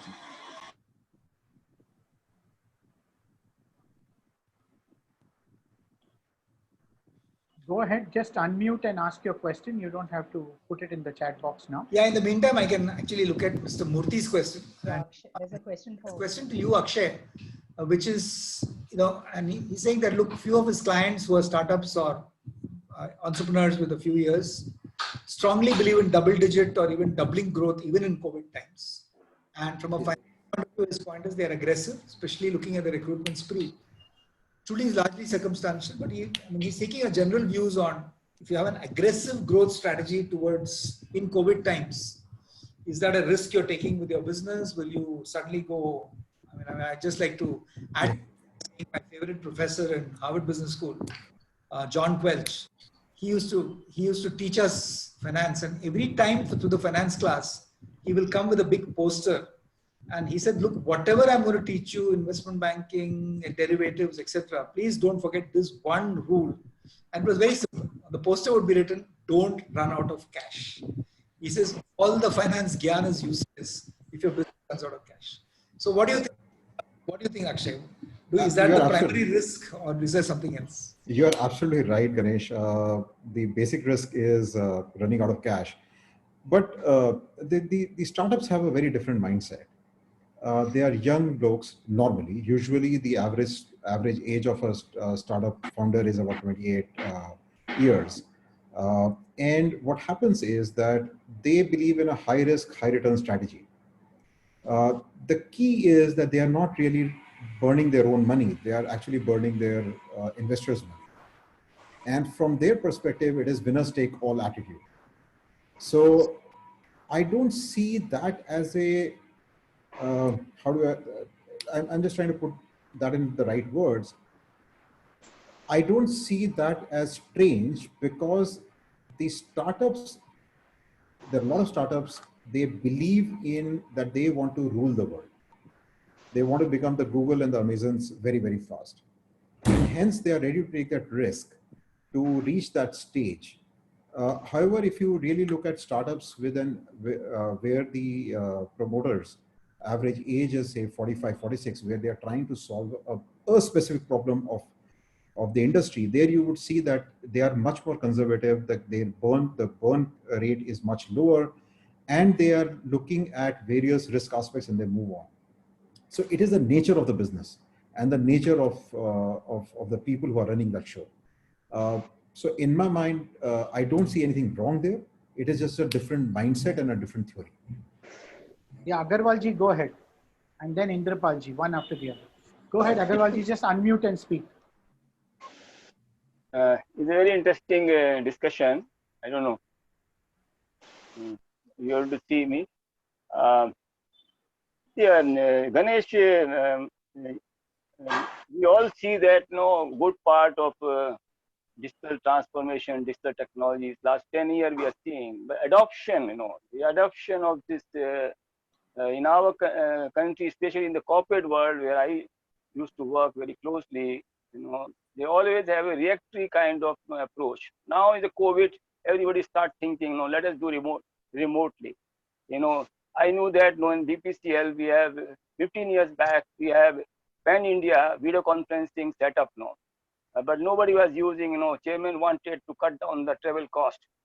For a few months, it was there, but later on everybody forgot and then start traveling for small meetings. I think, there's something, much more beyond the technology we have to do. And it's a leadership call, sometimes it's a cultural change, the mindset change, sometimes in education, I think beyond the technology, whatever we were discussing, there is something more has to be done, which is the preparedness of the industry for this. Otherwise, we will lose that benefit of Industry 4.0 or the fourth industrial revolution. We could not get that sort of benefit of third industrial revolution, information technology revolution, which we have seen in other developed countries. So probably, you will like to share your views on this subject. No, you're absolutely right, Mr. Agarwal, and I think good that you called it out again. As I said, that's what my research is today. And first, we understand the technology, and as I showed you in 2 graphs, technology is not everything, but ensuring that your process is optimized, the business process re-engineering approach, ensuring that the technology enables you to reach out to every stakeholder, customer, employees, supply chain partners, demand partners, more effectively is important. Then I mentioned the data and analytics piece. Today, I mean, a lot of data gets captured, but my PhD is in knowledge management. So I always wonder, because data to information to knowledge to wisdom is a journey, and many people don't consciously make that journey. So that's the second piece. Innovation. I think the discussion on startups is important because all startups want to partner with big companies, but big companies sometimes don't know how to partner effectively. That's the important piece. And finally, I think what both you and Sheila and I have been talking about, culture is important, because if you don't take people along with you, they all the time. Yesterday, in fact, in the SBI board meeting, Rajneesh Kumarji, who was the chairman, was joking with us saying exactly what you said. He said, look, there was a time when people would not take to video conferencing. They are so hooked on video conferencing, we won't go down. So he was trying to tempt us, saying our coffee is very good. We're building a new boardroom. Ab kabhi ek baar Bombay bhi aa jaiye. All of us are so happy from Pune and Delhi and wherever we are, just on video conferencing.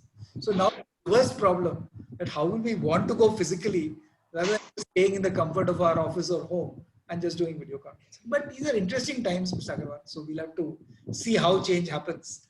None of us can really, in fact, for my next conference, I'm getting a futurologist from Australia to predict how various cultures will behave post-COVID. And forward to it. Because we don't know. And I think, we have to just be prepared for the unexpected. Professor Mani, I will suggest, in our Digital Leadership Summit, probably you will like to include this one of the focus subjects. The adoption is a key challenge, Certainly. And a lot of, dimensions, Technology is one, but there are so many. What Sheila was trying to mention is also one of the dimensions, So I think, this is a very good subject, and Ganesh is doing research on this subject. It's good. Thank you. We'll do that. Indrapalji, you had something. Yeah, I must address the team. It was very thought-provoking and very brilliant presentations by all of them, all three of them. My question to Dr. Natarajan is that in India, we have a huge poverty. And if we eliminate jobs using technology, then can this poverty be eliminated at all? Or would our 40–50% of the population continue to live below $2 per day income? So how do we strike this balance between retaining jobs and using technology? Is it possible? Indrapalji, what you're answering, what you're asking is a big question that bothers all of us. Unfortunately, there are still 300 million people in our country who are below the poverty line, and we've kind of moved 100 million in the last maybe 10 years. Unfortunately, we don't know yet, but if you are not able to come out of this COVID crisis in the next 6–7 months, you may well find that another 50–60 million move below the poverty line. Another 30 million can move into abject poverty. In fact, there is a wonderful McKinsey Global Institute research, which all of you should read. And if you don't have it, Mani, you must have got it. I can send it to you, you can share it. Sure. It talks about the future of India, and I think it's very important for us to think about that. But you're absolutely right. When I do a lot of workshops on artificial intelligence, and people ask, should India adopt AI whole hog? Now, we have an AI strategy, every ministry has AI, etc., etc. I'm sorry to be cynical, but the good news is that we will take much longer to do anything than, let's say, China has done in the past. China is ahead of AI even of the US. But if we really implement AI as an autonomous source, I was talking about cognitive remote robotic process automation, you'll destroy jobs. You're absolutely right, sir. And if you really do fully, like even Make in India 1, why did Make in India 1 fail? Because we forgot that today's manufacturing, sadly, does not create jobs.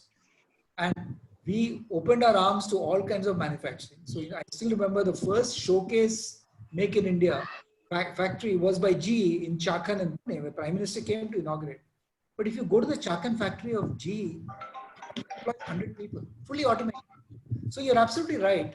We have to think very consciously what China did in the early days with electronics manufacturing. I gave you the 2000 Chinese workman example. They created labor-intensive opportunities. Then when the general prosperity of the population went up, then they started focusing on domestic and started doing automation. we do not unfortunately have the luxury. Make in India 2 cannot now suddenly say we'll do labor, but even, just to give you an example, even in labor intensive textile manufacturing, for instance, or footwear manufacturing, if China has 37% market share in the world, we have 3%. In footwear, 2%. Bangladesh, as you probably know, has gone much ahead of us in textile manufacturing from Asia. So we have to very consciously, and I'm sorry for a long answer, as you can notice, It's okay. to provide livelihoods for everybody in the country. But you're absolutely right that we have to be very thoughtful about the kind of technologies we embrace in digital India. We are convenient for people.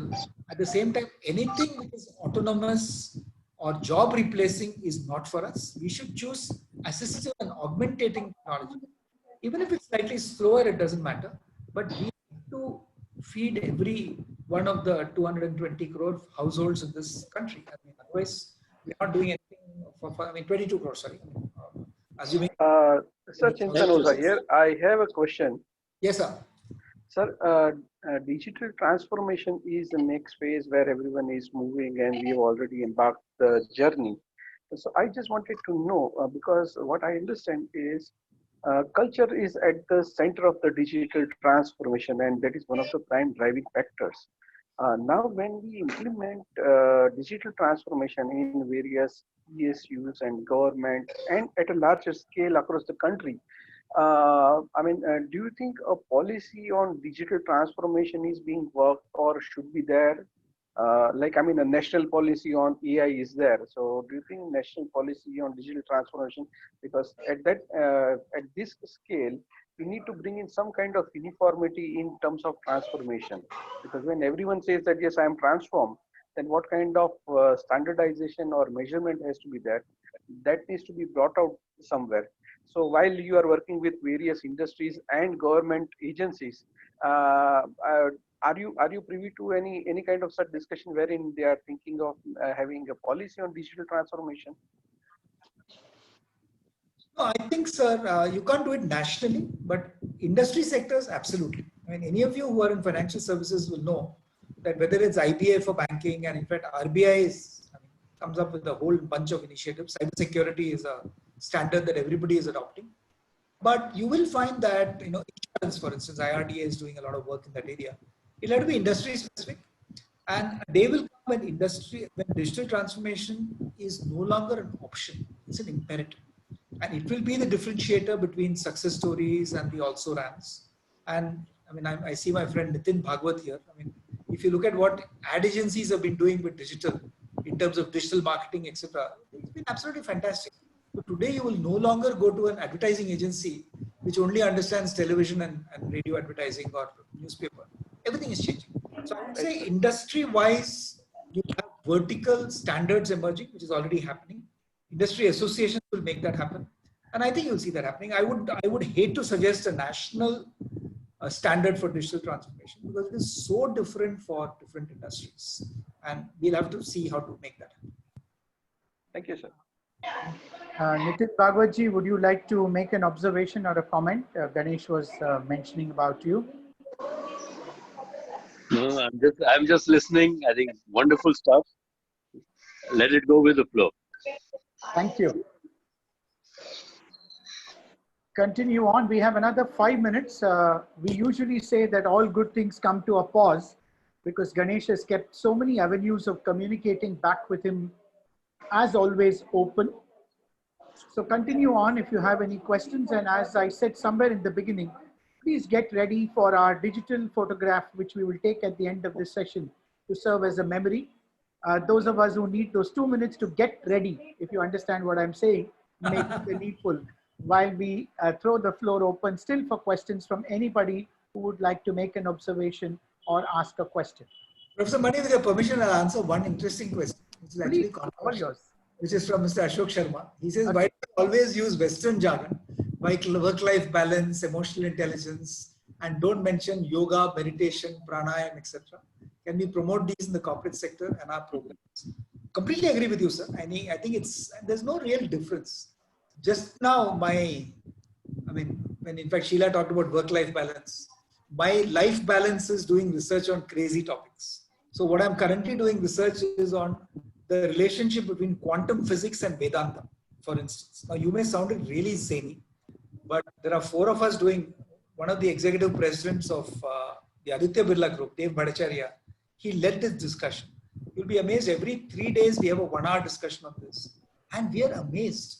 I mean, I think Niels Bohr, the physicist, was probably the biggest Vedanta follower in the world, because this whole concept of the observer becoming the observed, what Satya Sai Baba talked about, if you know in Puttaparthi, is all coming together. Because the idea being that what you know is not as important as your subconscious experiences. And which is what the whole Vedanta theory is all about, which is what I think quantum physics is all about. So to my mind, there's a blur. It doesn't really matter where you come from, where you start. You could start with yoga, you could go to better living, you could go to various methods. It all comes together ultimately. And I think Dr. Ramana very rightly said in the chat that, look, he doesn't feel any stress at all. Now, Dr. Ramana is a very evolved human being. I know him for the last 30 years, and I think he's an amazing human being. But I think many of us are discovering the pathway to feeling content even in these stressful times. And whatever anchor you choose, whether it is the Vedanta,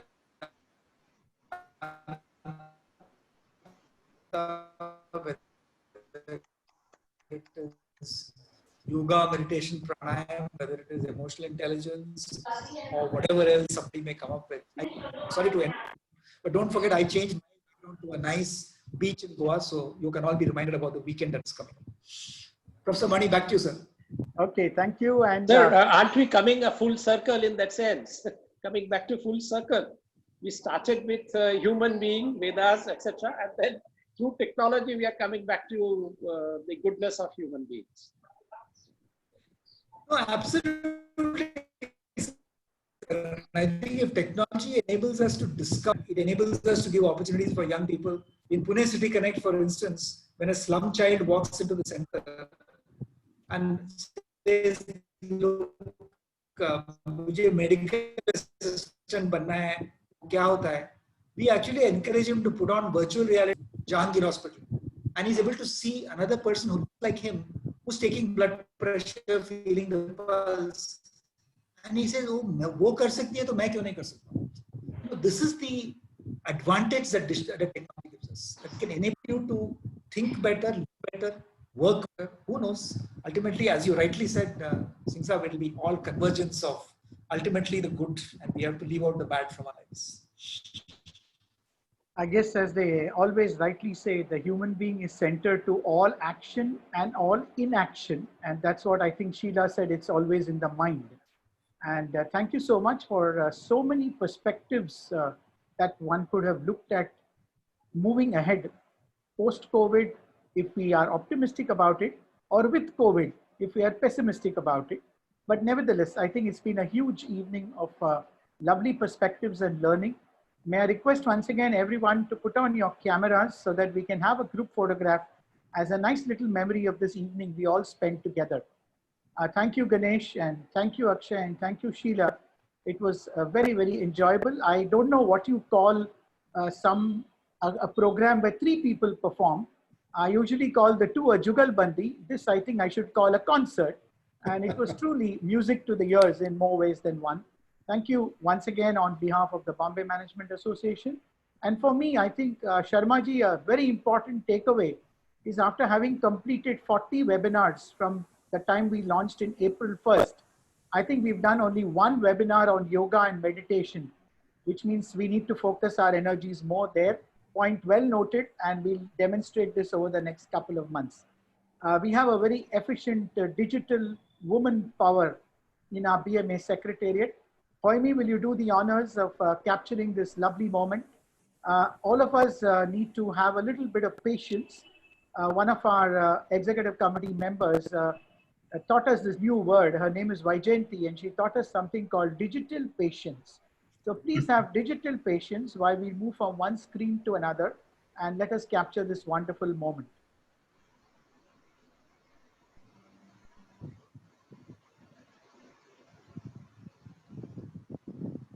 We used to say cheese before, then someone objected saying we're vegans, don't say cheese. So just smile. And while we do that, I'm happy to share with you for the next 6 sessions on the Wednesday webinars and Friday fundamentals. All our programs are already in place. Those of us who are members of BMA can see all the details on the website. We are moving into multiple areas like how to maximize health plus wealth, how to tackle automation, how to manage sexual harassment at the workplace, how to develop this brand I for myself, how to take care of CSR post-COVID. And these are the range of programs you're going to see over the next 3 weeks, every Wednesday and Friday, when you join us for the Wednesday Wisdom webinars and the Friday Fundas. Thank you everybody for being part of this learning journey that BMA embarked after lockdown, and touch wood with everybody's support, including those several past presidents who are here with us, my very, very supportive committee members. I think we've tried to do our best for the benefit of our members and the management fraternity. On that note, once again, we thank Ganesh Natarajan and team.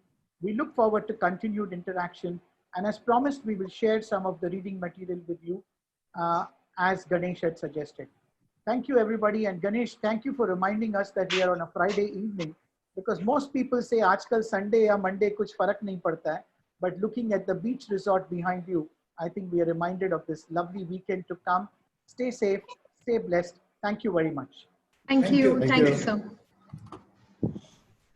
Thank you. Thank you, everybody. Thank you, everyone. Thank you. Thank you. Thank you, everyone.